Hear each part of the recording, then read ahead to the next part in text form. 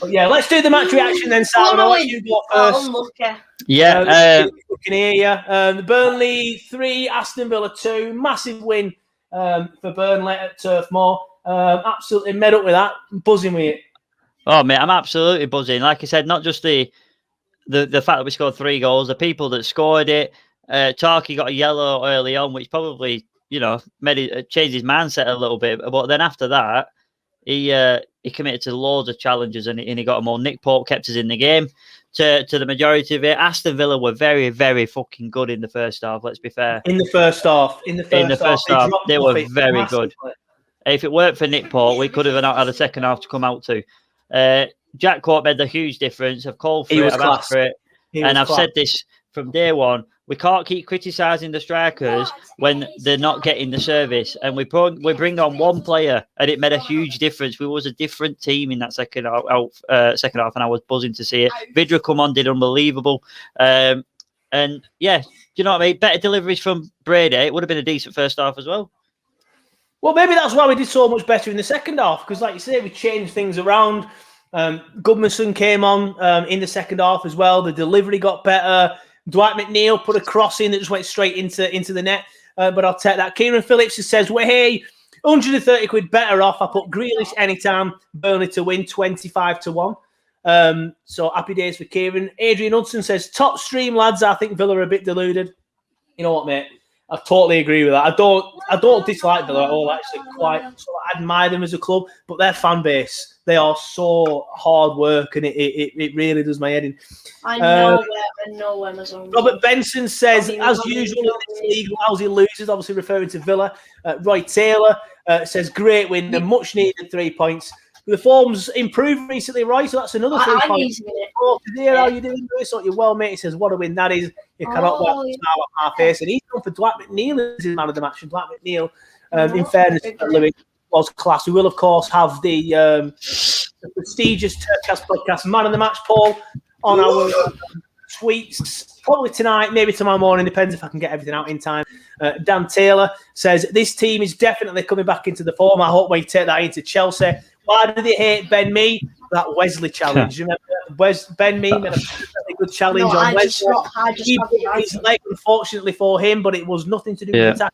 It was a perfectly good challenge. He won the ball, but they've never stopped crying about it. Daniel James Ormerod says, I thought we were fucked, but we can't knock wood tonight in the second half. And this is what me and Sam have been saying. People slag us off every single week, especially me when I sit there and I say Chris Wood is our best striker. He's the best finisher of ball that we have. When you give Chris Wood the service, he will score. Now, someone will say he missed a few chances in a few games. It's always going to happen every now and then. He's always going to miss chances. That's true. But Neil doesn't take everybody on every single time, does it? But he creates it. Looks back to his best. Heath is in the chat. Evening, Heath.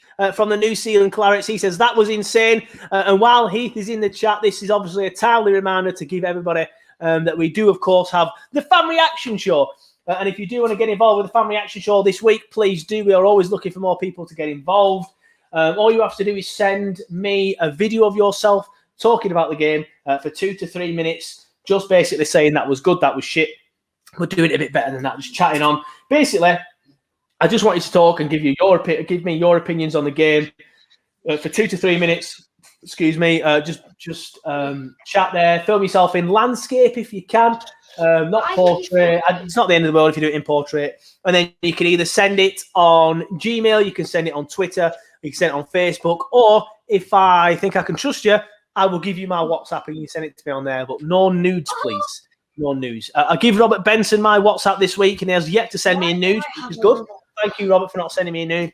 Speaking of Robert, he is in the comments and he says, if only we'd been there under the lights. And yeah, you know what, mate? That would have been insane. If we'd have been there, I'd have been walking down Matella Street now, just rattling everything off to me, Dad, just saying, yes, remember that, Dad, remember that? That were insane. But yeah, absolutely made up with that, Simon.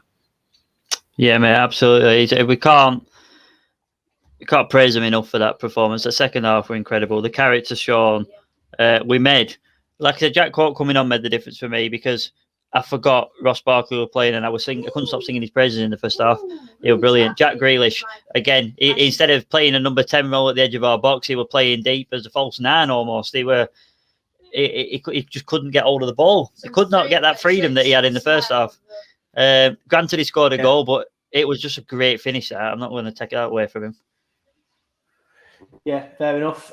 There's a Villa fan in the chat who says Burnley so lucky. There were no luck involved there, mate. We were just the better side. Unfortunately, get back in your box, mate. Unlucky. Donna says that answered my question about how long for Wood. Yeah, true. Fair play to him. He kept going, and that's what I've said, man. Time and time again, Chris Wood gets the goal. He will now hopefully go and score more goals because he needs it, and we needed to start scoring goals definitely. Oh, I cracked in 105.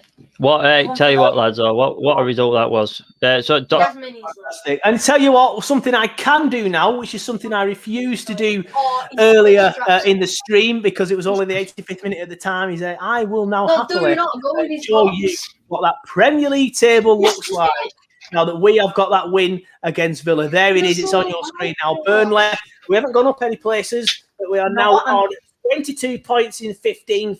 Fulham are on 13 points. We are 9 points away from the dreaded drop. Still on the right side of the games played as well. Yeah, still on the right side of the game. And I've never really thought we were going to go down. I had a little bit of a mourn and stuff like that, but now I'm very, very confident. And you know what? Villa were very good in the first half, but that second half display from Villa was pretty poor. If they'd have just carried on doing what they were doing, they'd have won that game quite comfortably. But thankfully they didn't.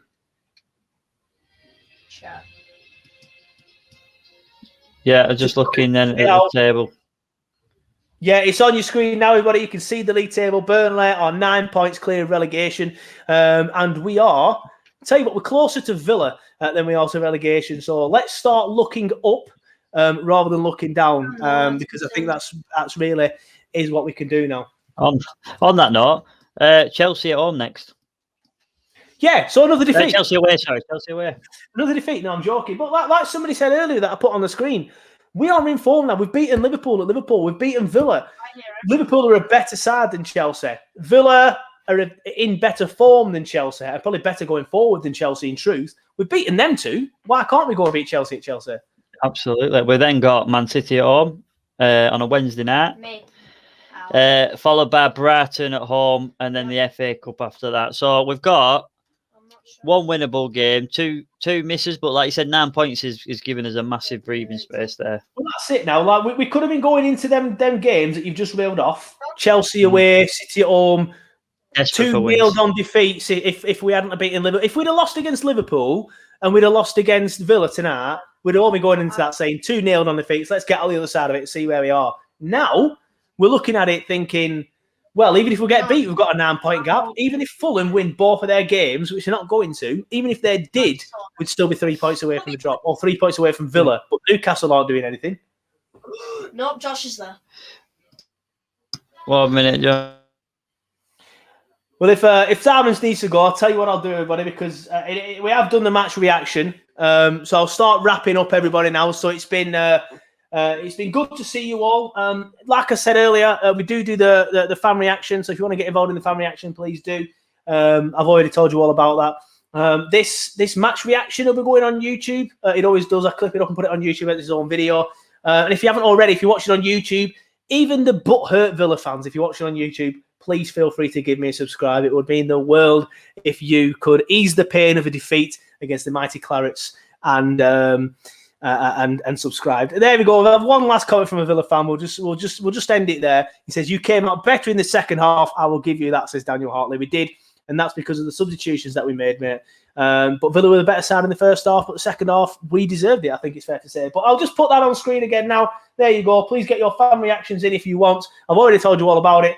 Just send me a 3-minute video of you chatting about the game to turfcastpodcast@gmail.com, to me on WhatsApp if I have you on WhatsApp, or just on Facebook or Twitter as well. But thank you, and we will see you for a watch along for the Chelsea game. Maybe I'm working. Simon might have to do it for me if he's available. If not, we won't have one. But fingers crossed we do. But thank you, and we'll see you next time.